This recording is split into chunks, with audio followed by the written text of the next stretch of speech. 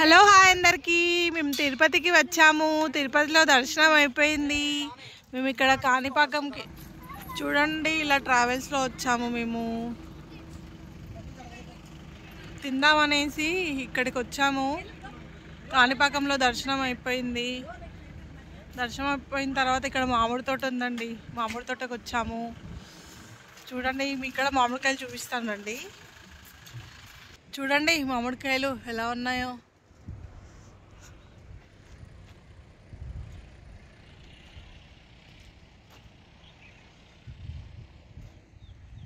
ఇంకోండి, ఇక్కడ మేము వంట చేసుకుంటున్నాము. మా అత్తమ్మ, మా అమ్మ, మా మామయ్య, మా అక్క కూర్చొని మంచిగా పల్లీలు, వేయించిన పల్లీలు తెచ్చుకుందండి. పల్లీలు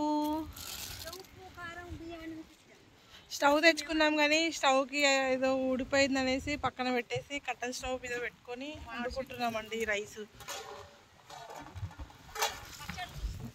ఇంకా మామిడికాయ చెట్టుకి కిందికి ఉన్నాయి, చూపించనా?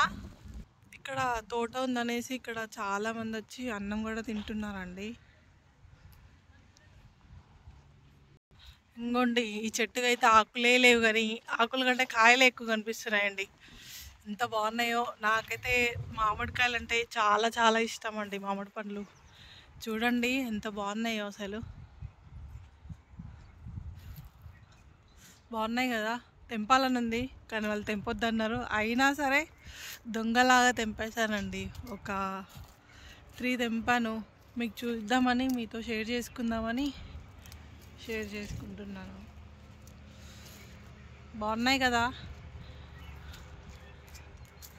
నచ్చితే లైక్ చేయండి, షేర్ చేయండి, సబ్స్క్రైబ్ చేసుకోండి ప్లీజ్.